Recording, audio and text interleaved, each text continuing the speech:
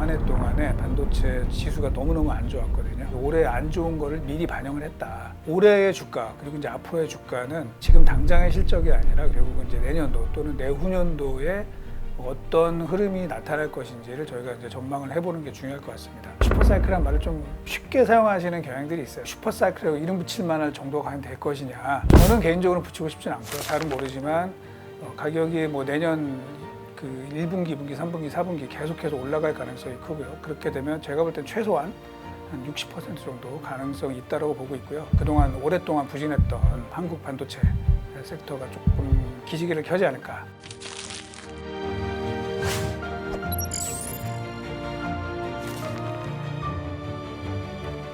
네, 안녕하세요. 저는 유진투자증권 리서치 센터장 이승우입니다.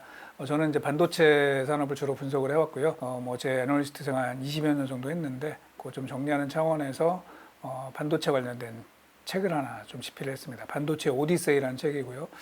내용은 반도체에 관련된 그런 역사, 그리고 이제 기초 지식, 그다음에 국제 정세, 이런 것들 좀 종합해서 정리를 해놨기 때문에 평소에 반도체를 한번 공부해보고 싶다 하시는 분들은 한번 읽어보시면 좀 도움이 되지 않을까 그렇게 생각을 합니다. 네.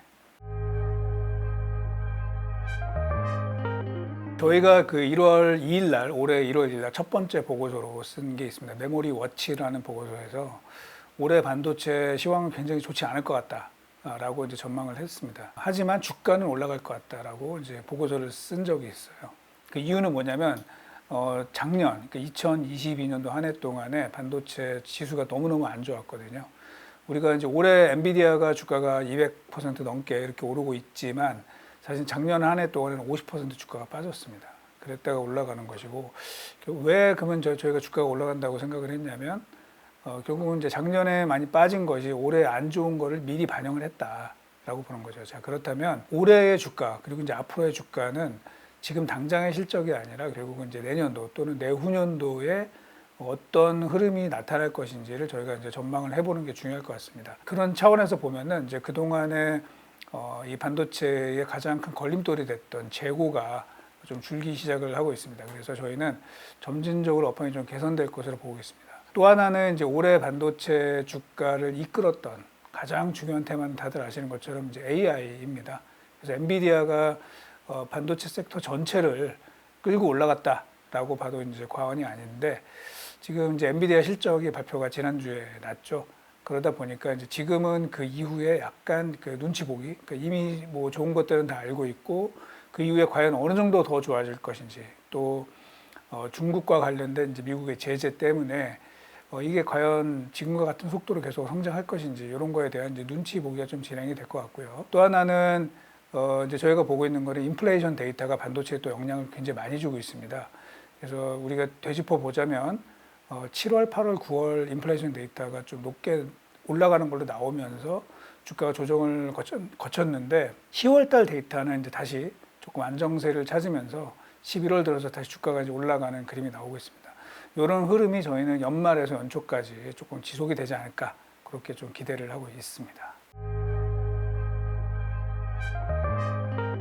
지금 우리 미래의 가장 이제 중요한 산업의 그런 전환을 이끌어내는 게 AI라고 보고 있는데, 이제 거기에 핵심이 당연히 반도체일 것이고, 다만 이제 한국 반도체는 거기서 약간 거리가 있었죠. 특히 재고에 대한 부담이 너무 컸기 때문에 이제 외국인들이 그 점을 굉장히 우려했었는데, 최근 들어서는 이제 감산을 통해서 어쨌든 재고를 많이 줄였습니다. 그리고 계속 더 줄여야 될 것 같고요. 그렇게 되면은 저희가 볼 때는 D램이나 낸드 가격이 지금 워낙 안 좋은 상황인데, 여기서 내년까지 해서 계속 좀 큰 폭으로 가격이 올라갈 가능성이 크고요. 그러면 당연히 반도체에 관심이 갈 수밖에 없다. 특히 이제 우리나라에서 시가총액 최상위권 업체이지 않습니까? 1등, 3등을 하고 있는 게 이제 반도체이다 보니까 관심이 좀 높아질 수 있다. 그렇게 판단하고 있습니다. 저희가 이제 반도체 가격, 또 D램 가격을 예측을 할 때는 D램의 수요를 일단 전망을 하죠. 그리고 이제 공급이 어떻게 되는지 이 두 가지를 보고 향후 가격이 올라갈 것 같다, 내려갈 것 같다라는 거를 이제 예측을 하는데요. 지금 상황은 이제 감산이 굉장히 많이 됐습니다. 감산이 굉장히 많이 됐기 때문에 여기서부터는 이제 지금은 생산량이 수요를 못 쫓아갈 것 같아요.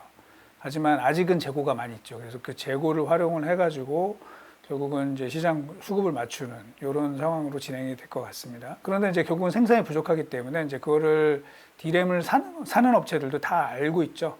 그러면은 앞으로 가격이 좀 강세를 보일 가능성이 있다 그러면 이제 계속해서 주문을 내는 상황이 발생을 할 것 같고, 그렇게 되면서 가격은 올라가는데요. 이게 이제 얼만큼까지 올라갈지는 사실 잘 모르죠, 저희가. 다만 이제 저희는 방향성을 보는 건데, 왜 60%라고 얘기했느냐? 지금 이제 그 정도가 올라가 줘야 사실은 저희가 생각하는 디램 업체들이 최소한의 좀 수익성을 좀 확보할 수 있는 수준까지 올라갈 수 있을 것 같아요. 그래서 뭐 잘은 몰라요, 사실 잘은 모르지만 가격이 뭐 내년 그 1분기, 2분기, 3분기, 4분기 계속해서 올라갈 가능성이 크고요. 그렇게 되면 제가 볼 땐 최소한 한 60% 정도 가능성이 있다고 보고 있고요. 조금 더 만약에 저희가 생각했던 것보다 수요가 더 만약에 좋은 상황이 벌어진다, 그러면 사실은 뭐 그 이상도 가능할 수 있다라고 판단이 되고, 그것 때문에 이제 저희가 그동안 오랫동안 부진했던 한국 반도체 섹터가 조금 기지개를 켜지 않을까 그렇게 생각을 합니다. HBM이 사실은 이제 지금 우리 한국에서는 굉장히 중요한 이슈가 되고 있고, 그거에 따라서 아시는 것처럼 이제 삼성전자가 조금 부진했고 하이닉스는 거기에 대응을 잘하면서 주가가 훨씬 좋은 상황이죠. 그래서 지금도 뭐 가장 중요한 이슈입니다. 이슈인데 이제 내년에 어떻게 될 거냐 굉장히 고민이 많습니다. 일단은 좋은 거는 맞아요. 좋은 거는 맞는데, 그러니까 저희가 뭐 나름대로 수요랑 공급을 좀 생각을 많이 하고 있거든요. 그런데 뭐 예를 들면 이제 수요라고 하면은 이제 GPU, 우리 AI용 GPU가 어느 정도 팔릴 것인지, 그 모델별로 이제 저희가 그걸 좀 체크를 하고 있어요.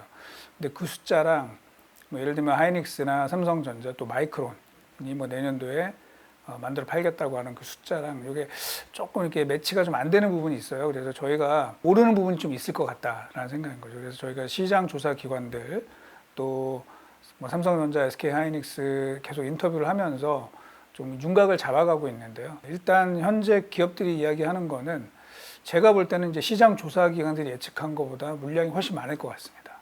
그래서 내년에도 계속해서 HBM이 이제 중요한 테마가 될 것 같고, 그러면 이제 삼성전자 입장에서도 이 하이닉스에 좀 뒤처진 이 HBM에서의 성과를 얼만큼 빨리 쫓아가느냐, 이게 이제 굉장히 중요할 것 같습니다. 그리고 이제 또 하나가 이제 최근에 이야기가 많이 나오는 게 그 온디바이스 AI가 이제 나오고 있죠. 지금의 우리가 엔비디아가 만들고 AMD가 공급하고 있는 인공지능용 이 GPU는 주로 이제 데이터 센터용이 되는데, 이게 이제 그 밑으로 내려온다는 거잖아요. 그래서 우리 뭐 스마트폰이나 또는 PC, 노트북 같은 데도 이 AI 칩이 쓰이게 될 것이다. 맞습니다. 그렇게 당연히 될 거라고 보고 있고, 그런 전망들이 굉장히 오래 전부터 얘기가 나왔었죠. 그런데 이제 또 요 며칠 사이에 굉장히 크게 좀 테마가 되고 있습니다. 그래서 이제 관련주들 해서 많이 언급이 되고 있는데요. 뭐 일단 방향은 맞고 일부 종목들은 조금 제가 볼 때는 좀 미리 과열되는 측면이 없기는 하지만 큰 방향은 맞고, 이게 만약에 시장이 빨리 형성이 된다면, 아직은 사실은 이제 구체적으로 어떤 제품에 뭐 어떤 업체가 공급을 할지 뭐 이런 것들은 결정이 안 됐는데, 이게 만약에 결정이 되고 그렇게 된다면 또 이제 우리 디램 저전력, 그다음에 이 광대역 이 디램 수요가 굉장히 좋아질 것이기 때문에 마찬가지로 국내 반도체는 굉장히 플러스 요인이 될 것으로 생각을 합니다. 슈퍼사이클이라는 말을 저는 이렇게 잘 쓰고 싶지는 않습니다. 그러니까 제가 이제 애널리스트 하는 그 기간 동안에 슈퍼사이클 딱 한 번 봤습니다. 딱 한 번. 이게 언제냐면 2016년 하반기부터 2018년도까지, 2018년도 3분기까지 그때 있었던 것이고, 그 전에는 슈퍼사이클이 언제 있었냐면은 1994년에서 5년 요때 있었어요. 그러니까 사실은 한 20년에 한 번 나오는 게 슈퍼사이클이죠. 그런데 이제 지금 요즘에 이제 제가 느끼는 거는 많은 우리 이 시장 참여자들이 이제 슈퍼사이클이라는 말을 좀 뭐라 그럴까, 좀 쉽게 사용하시는 경향들이 있어요. 근데 슈퍼사이클은 정말 그 레벨이 이제 달라지는 거거든요. 그래서 그게 뭐 나오면 좋겠어요. 저도 나오면 좋겠지만, 지금 뭐 아시는 것처럼 세계 경제가 내년도에 조금 성장률이 둔화될 가능성이 있다라고 보는 거죠. 그렇다 그러면 뭐 AI가 당연히 주도는 하겠습니다만, 이제 슈퍼사이클이라고 이름 붙일 만할 정도가 과연 될 것이냐, 저는 개인적으로 붙이고 싶지는 않고요. 다만 올해 이제 전 세계 반도체가 되게 안 좋았거든요. 뭐 메모리만 안 좋았던 게 아니라 사실은 다 안 좋았습니다. 온리 좋았던 거는 AI 쪽만 좋았는데 이게 좀 분위기를 좀 끌어올리는 이런 정도의 그 효과는 있을 것이다라고 보고 있고 슈퍼사이클은 조금 더 시간이 걸린 다음에 저희가 뭐 AI가 더 진화한다든지 아니면 또 다른 디바이스가 나와서 완전 폭발적으로 늘어나는 그런 순간에 도래하지 않을까 이렇게 생각이 되고요. 또 하나는 뭐냐면 슈퍼사이클이 예측이 되면 슈퍼사이클이 안 옵니다. 슈퍼사이클이라고 하는 것은 예측하지 못했을 때 오는 경향이 높다. 그렇게 볼 수 있을 것 같습니다. D램, 우리 메모리를 예를 들면 다 적자잖아요.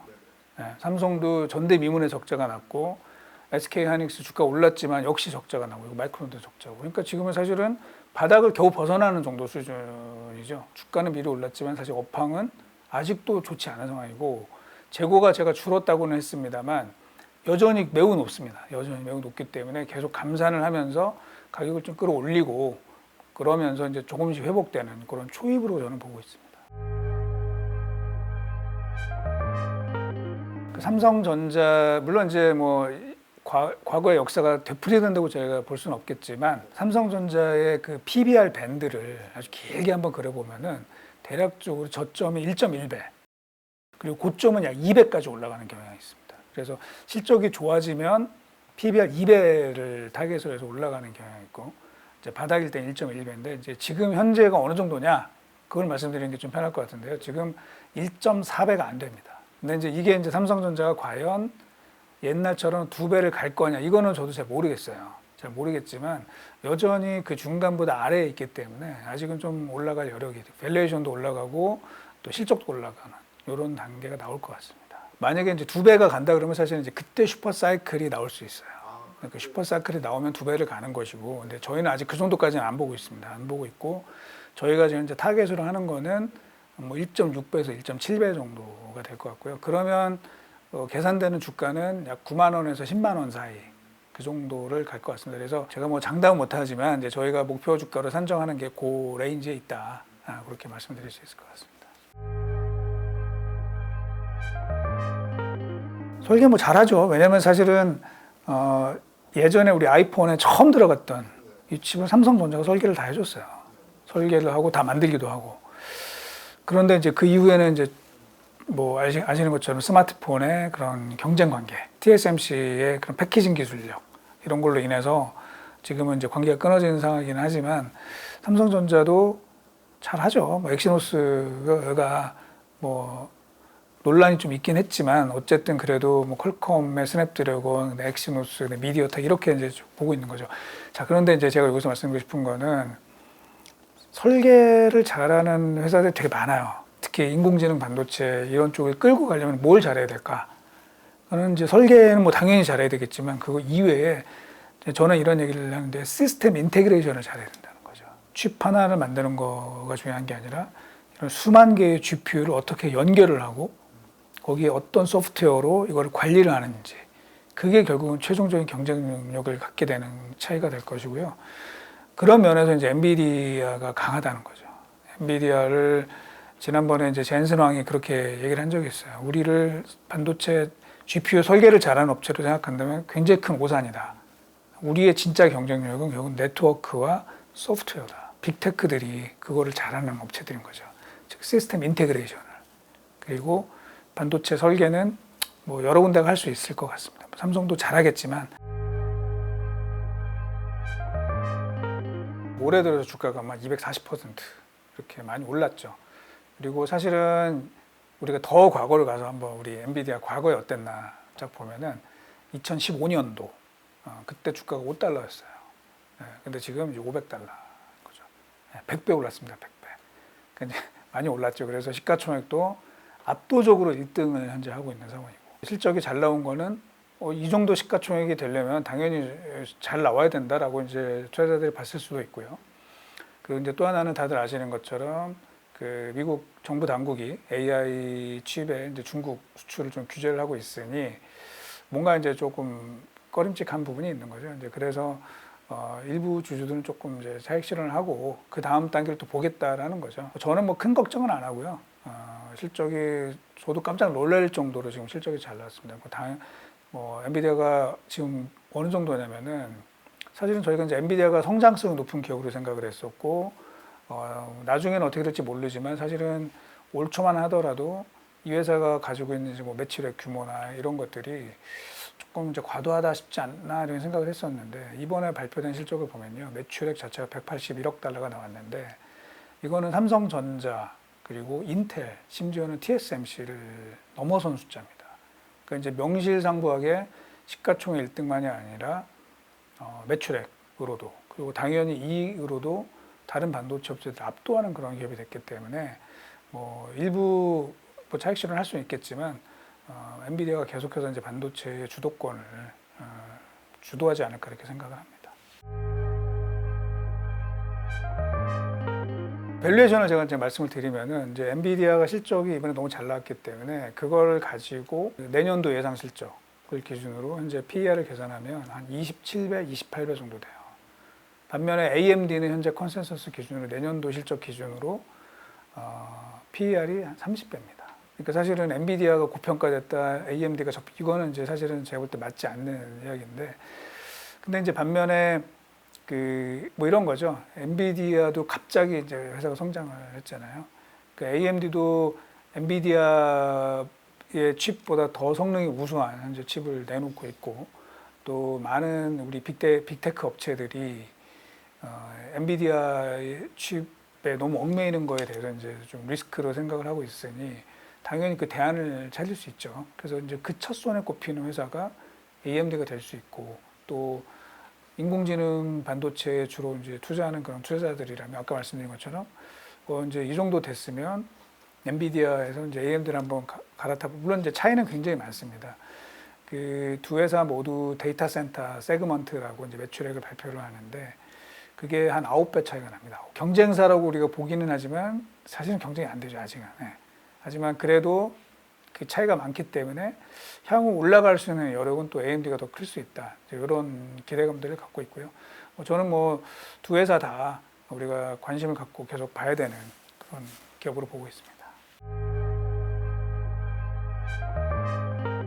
외국인들은 아무래도 이제 대형주 위주로 그 매매를 하고 있고요. 또 한국 시장 자체를 어떻게 보느냐에 따라 달라지는데 올해 들어서 이제 삼성전자를 한 15조 원어치 순매수를 했더라고요. 왜 이렇게 많이 샀냐? 사실은 한 몇 년 동안 굉장히 많이 팔았기 때문이에요. 그 전에 한 3, 4년 동안 한 30조 원어치 주식을 팔았기 때문에 사실은 이제 팔 사람들은 다 판 거죠. 그러면서 아까 말씀드린 것처럼 삼성이 이제 그동안 부진했지만 내년도에는 회복할 수 있을 것이야. 그리고 HBM에서도 지금 하이닉스한테 역전당한 것들을 어느 정도는 만회할 수 있을 거야. 그리고 주가도 보시면은 엔비디아는 올해 240% 올랐지만 삼성전자는 겨우 30%밖에 못 올랐습니다. 그러면 제일 못 오른 반도체 또 뭐 밸류에이션도 좀 싼 반도체 이렇게 보면은 삼성전자로 몰리는 건 좀 당연할 것 같고요. 하이닉스는 조금 다르죠. 하이닉스는 올해 사실은 굉장히 어려울 줄 알았어요. 올해 올 초만 하더라도 상당히 고전이 예상이 됐다 했는데 이제 HBM이라는 이 일종의 동아줄이 내려온 거죠. 그래서 엔비디아의 거의 전량을 좀 하이닉스가 공급을 하면서 결국은 엔비디아 주가를 어느 정도 따라가는 경향들이 좀 나타난 거고 한미 반도체도 이제 그런 측면에서 봐야 되는 거죠. 올해 실적은 뭐 썩 좋지는 않습니다만 현재 그 HBM 투자를 하기 위한 SK 하이닉스, 그다음에 삼성전자까지도 관련된 이 장비 오더를 현재 많이 내고 있기 때문에 그 갖는 기대감, 실적이 아주 급속도로 좋아질 수 있는 기대감 이런 것들이 주가의 순매수로 이어지지 않았나 생각을 합니다. 한미반도체 시가총액을 보면 이제 저도 사실 깜짝 놀랄 정도입니다. 이 회사가 근데 이제 뭐냐면 우리 엔비디아 실적을 보셨잖아요. 우리 엔비디아가 매출액이 얼마 안 되는 회사가 지금 사실은 인공지능 이 프로덕트 하나로 아까 말씀드린 것처럼 매출액 1위의 기업이 됐습니다. 반도체 분야에서. 이게 갑자기 확 바뀔 수가 있는 상황이고 지금 저희가 한미반도체 측과도 이제 뭐 이야기를 하는데 이번 실적은 좀 좋지는 않았지만 현재 이제 이 회사가 받아오는 주문들이 있을 겁니다. 수주를 계속 하고 있는 이 양들을 보면은 제가 봐서는 이제 지금 주가가 뭐 싸다고 할 수는 없지만 어느 정도 충분히 설명이 될 수 있는 상황이고 국내에서는 그 관련된 장비를 만들 수 있는 회사가 이제 여기가 거의 유일한 상황이고 세계적으로도 사실 이렇게 많지가 않습니다. 굉장히 높은 경쟁력을 가지고 있고 이런 상황에서 기관 투자자들이나 외국인들 입장에서 만약에 포트폴리오를 구성하는 상황이면 그럼 한미 반도체를 포트폴리오에 안 넣고 갈 수가 없는 상황인 거죠. 그러다 보니까 사실은 조금 뭐 일부 논란은 있을 수 있어요. 하지만 뭐 당연히 저희가 머스트 해브를 해야 되는 그런 종목이 아닐까 생각을 합니다. 이게 이제 잘 만드는 게 어려운 거죠. 그러니까 이게 HBM으로 가게 되면은 사실은 그 여러 개의 칩을 적층을 해야 되고 그때 이제 칩에 데미지를 안 주는 이런 방식으로 가야 되기 때문에 기존에 그냥 플립 칩 본딩 뭐 이거랑은 조금 이제 레벨이 달라지게 되는 것들이 있어요. 그거를 이제 사용을 한 SK 하이닉스가 성과를 낸 거죠. 그래서 어느 정도 그 이 회사가 가진 경쟁력, 제품의 경쟁력 이거는 좀 어느 정도 증명이 됐다라고 볼 수 있을 것 같습니다. 많은 분들이 이제 스트레스를 많이 받고 계실 텐데 삼성전자가 주가가 이제 성장했을 때 스마트폰이 한 차례 있었고 또 한 번은 사실은 2020년도에 이제 파운드리에 대한 기대감 이걸로 좀 올라간 거거든요. 그런데 이제 냉정하게 보면은 그 이후에 삼성전자가 예를 들면 스마트폰의 경쟁사인 애플과 비교했을 때 잘 못하고 있죠. 우리가 알고 있는 삼성전자는 세계 초일류 이렇게 생각을 하고 있었는데 과연 스마트폰에서 삼성이 초일류냐 대답하기 좀 어렵습니다. 그리고 파운드리도 마찬가지죠. 우리가 많은 분들이 굉장히 크게 기대를 했었고 이제 TSMC를 한번 잡으러 가자 뭐 이렇게 기대를 했었지만 오히려 제가 볼 때 이제 격차는 더 벌어진 이게 냉정한 평가입니다. 냉정한 평가. 물론 삼성전자도 분명히 미세 공정에서 성과를 낸 거는 사실이지만 다른 업체들이 더 잘한 거죠. 이런 상황에서 이제 올해 같은 경우는 메모리 D램에서조차도 지금 하이닉스한테 주도권을 내준 그런 상황이기 때문에 삼성전자에 대한 이 우려가 아주 심합니다. 근데 이제 그게 결국 주가로 나타난 거죠.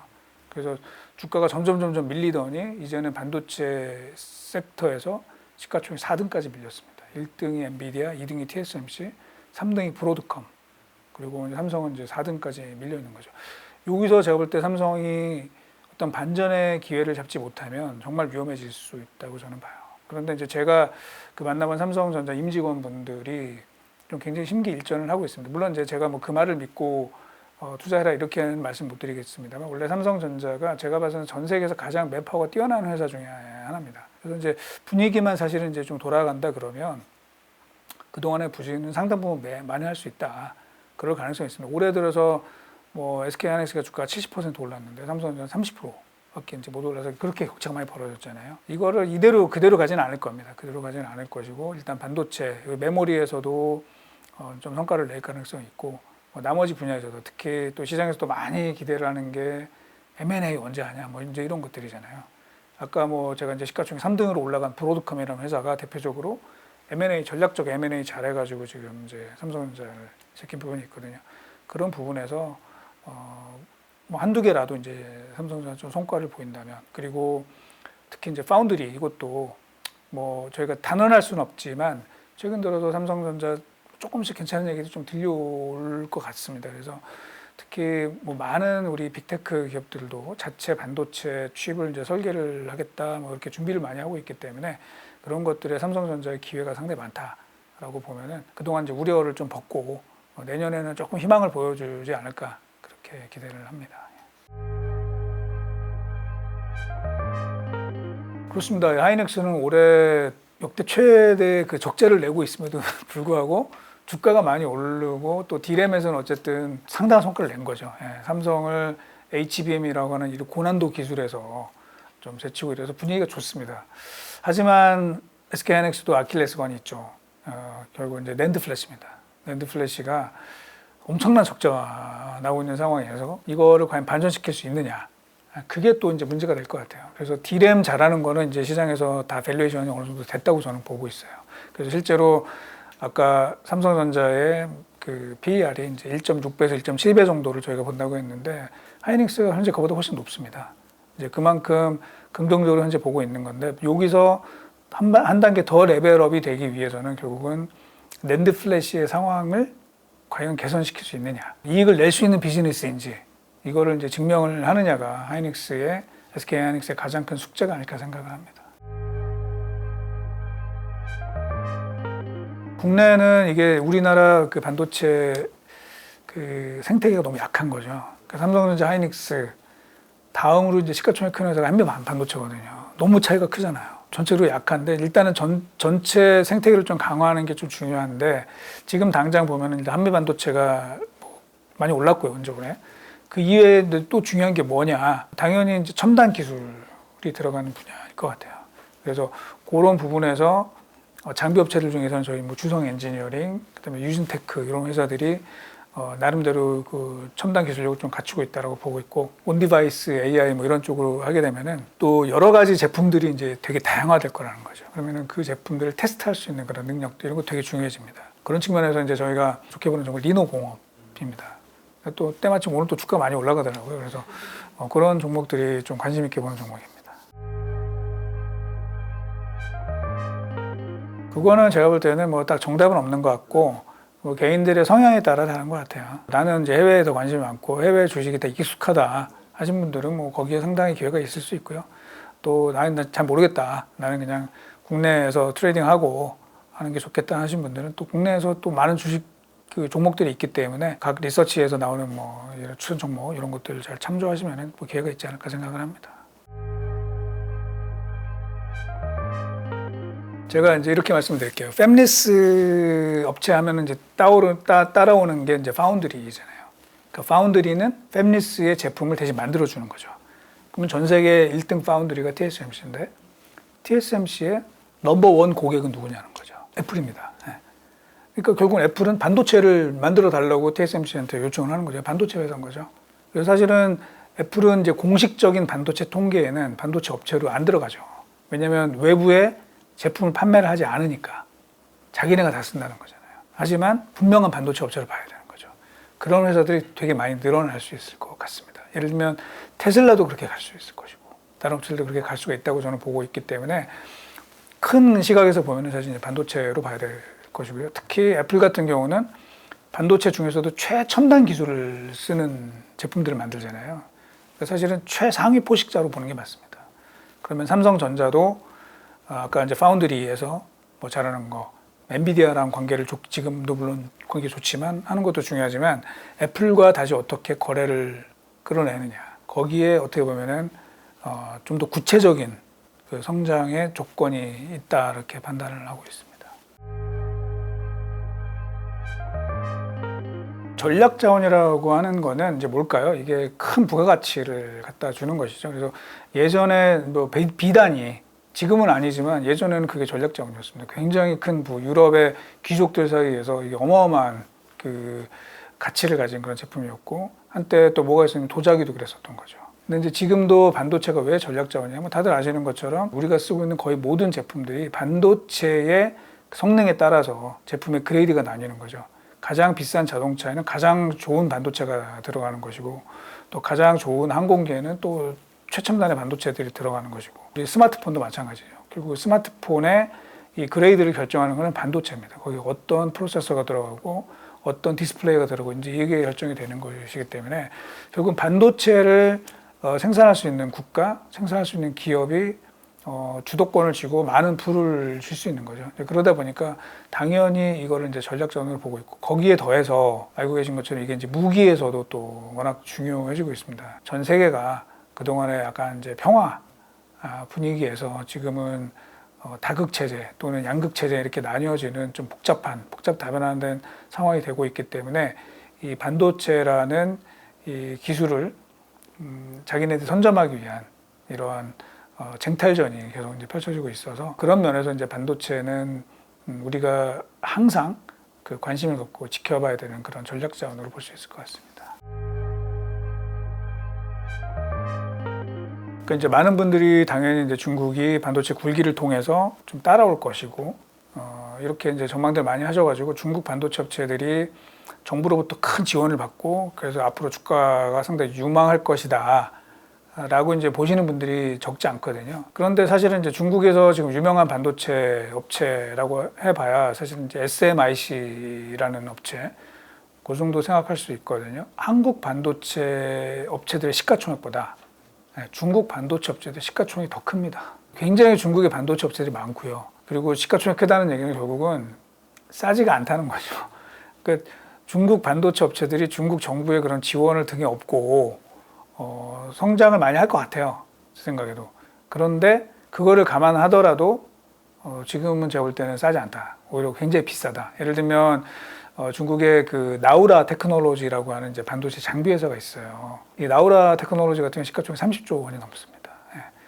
반도체 뭐 장비 제품 이렇게 막 내세울 만한 것도 그렇게 딱히 없는데도 불구하고 중국이 반도체 굴기를 할 테니까 좀 투자를 해볼까?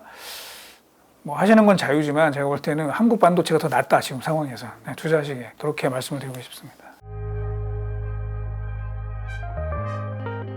레거시 쪽은 사실은 아주 첨단 분야가 아니기 때문에 이제 중국이 물량 공세를 좀 할 수가 있어요. 그래서 이제 그거는 어느 정도 좀 쫓아갈 수가 있는데 마찬가지로 그것도 한계는 좀 있습니다. 그리고 인공지능 반도체나 이런 거는 이걸 만들기 위해서는 최첨단 기술이 필요한 것이잖아요. 근데 이제 그거를 미국이 철저하게 현재 블록을 시켜서 이제 막고 있습니다. 그래서 좀 양분화되어 있다고 봐야 될 것 같아요. 그러니까 첨단 분야에서는 뭐 아직 경쟁한다 뭐 이렇게 좀 보기는 어려울 것 같고 다만 레거시 분야에서는 일정 부분 그러니까 이제 레거시라는 것은 사실은 뭐 거기에 인공지능이 들어가고 이런 건 아니잖아요. 그러니까 조금 범용 제품 뭐 이런 쪽에서는 어느 정도는 준비를 할 수 있을 것 같다. 예를 들면 뭐 전력 반도체 그래서 전기차 이런 거를 이제 중국이 많이 밀고 있으니까 그런 부분은 좀 가능할 것 같다. 다만 이제 최근에 그 SMIC가 하웨이랑 같이 해서 7나노 칩을 만들었다. 이제 이렇게 얘기들이 나오고 있어서 저희가 이제 긴장을 많이 하고 있거든요. 미국에서도 당연히 긴장을 많이 하고 있고. 그런데 이제 문제는 할 수는 있는 것 같아요. 그런데 이제 7나노 칩을 만들기, 기존 장비를 가지고 7나노 칩을 만들기 위해서는 뭐 다 아시겠지만 굉장히 여러 단계를 거쳐야지만 그걸 할 수 있기 때문에 아직은 경제성 측면에서는 이제 큰 경쟁은 되지 않을 것이다. 라고 보고 있습니다. 그래서 우리가 중국을 무시할 수는 없을 것 같아요. 워낙에 뭐 중국이라는 나라가 뭐 아시는 것처럼 달에도 지금 뭐 우주선 막 보내고 핵무기도 갖고 있고 항공모함도 만드는 그런 회사이기 때문에 그 나라이기 때문에 저희가 당연히 경계를 많이 해야 되겠지만 당분간은 제가 봐서는 한국이 뭐 중국한테 뭐 메모리를 일부 좀 빼앗기거나 이럴 가능성은 좀 제한적일 것이다. 그래서 한국 반도체도 물론 지금 상황이 만만치는 않아요. 왜냐하면 모든 나라가 다 지금 뭐 자국 내 반도체 공장을 짓겠다, 투자를 하겠다 이러고 있으니까 사실은 우리로서도 여러 군데 중국뿐만 아니라 여러 군데서 위협이 되는 건 사실이지만 여기서 저희가 뭐 당연히 포지션을 잘 잡고 또 기술 개발 이게 이제 결국은 기술이거든요. 그래서 지금 이번에 하이닉스가 보여준 것처럼 첨단 제품, 첨단 기술력을 계속 저희가 개발해 나간다면 계속해서 주도권을 유지할 수 있을 것으로 저는 보고 있습니다. 중국이 2015년도에 이제 반도체 굴기 계획을 발표를 해서 2025년도에 중국의 반도체 자급률을 15%였던 거를 70%까지 끌어올리겠다. 이렇게 얘기한 게 2015년이었어요. 그리고 2025년은 이제 2년 남았잖아요. 근데 그러면 중국의 반도체 자급률은 15%에서 얼마까지 높아졌을까? 거의 안 높아졌습니다. 그래서 쉽지가 않은 거죠. 지금은 쉽지가 않은 상황이고 중국은 첨단 반도체를 하겠다라고는 합니다만 아까 말씀드린 것처럼 뭐 만들 수는 있다고 봐요. 만들 수는 있지만 그게 과연 그 충분한 경제성을 갖고 제품 경쟁력을 우리가 경쟁할 수 있는 수준이 될 것인지 그거에 대해서는 좀 약간 회의적으로 좀 생각을 하고 있습니다. 퀄리티도 그렇고 그다음에 경제성, 반도체는 사실은 이제 만들 수는 있어요. 뭐 예를 들면 웨이퍼 하나에서 뭐 몇 개 만들 수는 있거든요. 그런데 이게 이제 결국 수율 싸움인 거잖아요. 그래야지 그게 경쟁력을 갖는 거거든요. 근데 그러기는 쉽지 않다는 거죠. 아까 말씀드린 것처럼 중국이 뭐 인공위성도 뭐 만들고 로켓도 뭐 잘 쏘고 항공모함도 만드는 나라예요. 그러니까 기술이 있다고요. 근데 이제 그런 제품들은 그런 것들은 하나만 만들면 되는 건데 반도체는 많이 만들어야 되는 거거든요. 결국은 이제 거기에서 조금 차이가 있을 수 있다라고 보는 것입니다. 그러니까 이제 미국이 가장 우려하는 거는 중국이 인공지능 기술을 갖는 거거든요. 그러니까 인공지능 기술을 갖게 되면 사실은 어떻게 될까요? 미국의 차세대 이 전투기 그 프로젝트에 보면 사람을 안 태웁니다. 인공지능이 가서 이제 싸움을 하게 될 것이고 탱크 이런 것도 이제 사람 안 태울 가능성이 높죠. 그거를 결정하는 건 인공지능이 되는 건데 만약에 적성 국가가 그 기술을 갖는다 그러면 이제 미국으로서는 끔찍한 상황이 되는 거죠. 그래서 제가 볼 땐 평생 막을 수도 있을 것 같아요. 평생 막을 수도 있을 것 같습니다. 그러니까 중국의 어떤 체제가 지금 이렇게 변화되지 않는 그런 상황이라 그러면 계속 막을 수도 있다라고 생각을 합니다. 저희가 뭐 당연히 주시를 하고 경계를 해야 되는 부분이 있어요. 근데 과거에도 보면 이제 일본 정부 주도하에 그 준비가 됐던 그 반도체 프로젝트들이 잘 된 게 하나도 없습니다. 아까도 제가 말씀드린 것처럼 반도체는 만들 수는 있어요. 만들 수는 있지만 결국은 필드에서 그 많은 시행착오를 거치면서 수율 관리를 하는 게 이제 정말 그게 핵심이거든요. 즉 과학자들은 반도체를 만들 수 있지만 그 반도체가 경제성을 갖고 경쟁력을 갖추려면은 엔지니어들, 다수의 엔지니어들이 결국은 그 결정하는 겁니다. 근데 이제 그동안에 일본이 한때는 세계 반도체를 호령한 적이 있었지만 지금은 벌써 그 시기가 한 40년 전이거든요. 40년 동안에 그러면 일본의 그런 충분한 엔지니어들이 확보가 됐느냐? 저는 쉽지 않다고 보고 있고, 이번에 일본 정부가 주도하고 일본의 8개 회사가 이제 거기에 참여를 해서 한번 부활을 해보자 이제 이런 건데, 8개 회사가 과연 그렇게 협력을 해가지고 좋은 결과가 나올 가능성? 저는 매우 낮다라고 봅니다. 그래서 뭐 일정 수준은 어느 정도는 할 수는 있겠지만, 라피더스가 삼성전자랑 파운드리에서 경쟁을 한다? 그 가능성은 매우 희박하게 보고 있습니다. 우리나라는 뭐 자유무역 체제 최대 수혜국이죠. 우리나라는 뭐 자원도 없고 내수 시장도 크지가 않기 때문에 무조건 사실 수출해서 물건을 팔고 고부가가치 물건을 팔고 또 그걸로 이제 우리가 지금 이런 부를 이제 유지를 하고 있는 상황인데, 이 전 세계가 이렇게 쪼개지는 상황이다 보면 굉장히 불리하죠. 또 그런 와중에 우리의 그 주력 제품인 반도체를 그 모든 나라가 자기네 땅에서 만들어야 되겠다 뭐 이러고 있는 거죠. 미국도 그러고 있고 유럽도 그러고 있고 또 일본도 현재 그러고 있는 거고요. 그러다 보니까 상당히 어려운 국면에 있어요. 어려운 국면에 있는데 아까 말씀드린 것처럼 계획은 세울 수 있다. 계획은 세울 수 있지만 정말 그거를 만들어내는 거는 또 다른 영역입니다. 그거는 제가 볼 때는 한국과 대만이 제일 잘해요. 결국은 이 자유무역 체제에서 그렇게 판도가 굳어진 거잖아요. 반도체 생산은 한국과 대만이 주도를 하고 있는 상황이 된 건데 그걸 인위적으로 이렇게 하겠다? 해볼 수는 있지만 제가 볼 때는 아주 난관에 부딪힐 가능성이 매우 크다. 그러면 결국은 다시 우리가 주도권을 잡을 가능성이 있죠. 자, 이런 와중에 대만은 또 다른 리스크가 있죠. 대만은 그동안에는 사실은 미국 반도체 업체들, 미국의 반도체 팹리스 업체들과 협업을 하면서 굉장히 큰 부를 이제 축적을 해왔습니다. 그런데 뭐 아시는 것처럼 이제 중국과 대만은 우리 하나의 중국이다 이런 원칙으로 가고 있죠. 이번에 한미 정상회담에서 시진핑이 우리는 뭐 대만을 무력으로 침공할 계획이 전혀 없다 뭐 이렇게 얘기를 했어요. 하지만 그 얘기는 뭐냐면 바꿔서 얘기하면 나중에는 하나로 우리가 평화스럽게 통일을 하겠다라는 개념이 되는 거잖아요. 그러면 미국 입장에서는 어떨까요? 그래서 만약에 정말 평화적으로 대만과 중국이 하나가 되는 상황이 되면은 미국의 반도체 파트너인 대만이 중국이 그냥 넘어가게 되는 거죠. 그러면 이제 미국은 당연히 그거를 경계하는 전략을 세워야 됩니다. 그 파트너가 누가 될 거냐? 그게 한국이죠. 제가 봐서는 미국은 자체 내에 계속 시도를 하겠습니다만 마찬가지로 아까 일본의 경우도 뭐 그렇고 이제 만만치 않을 거라는 거죠.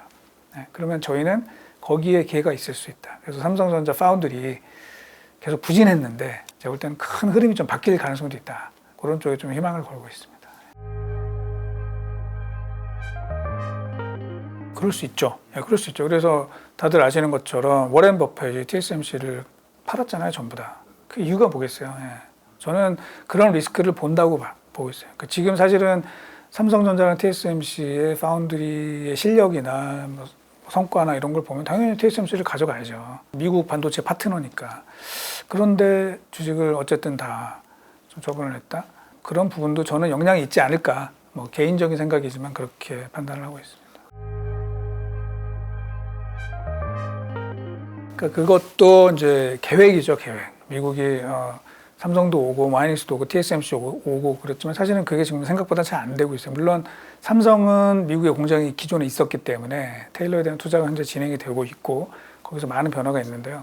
다른 나라들도 마찬가지입니다. 다 뭐 투자 유치를 해서 아시아의 반도체 업체들을 자기네 나라로 오라고 하는데 독일도 지금 현재 그게 계획과는 큰 차질이 빚어지고 있고요. TSMC도 마찬가지죠. 미국에 들어가겠다고 했는데 뭐 이견이 조금씩 생기는 거죠. 그러니까 이제 그것도 잘 안 되고 있거든요. 마찬가지로 뭐 우리가 뭐 미국에 휘둘린 건 안 좋죠. 그러니까 우리는 그냥 기술 개발을 하고 뭐 사실은 삼성이 미국에 이제 공장이 있지만 그게 과연 이렇게 큰 성과가 날 거냐? 내부적으로는 그렇게 생각 안 하는 것 같아요. 이제 그 미국에 가는 거는 뭐냐면 리스크 해치 차원에서 간다고 생각을 하는 거죠. 만에 하나라도 그런 거에 대비해서 좀 발을 담궈 놓는 정도이지.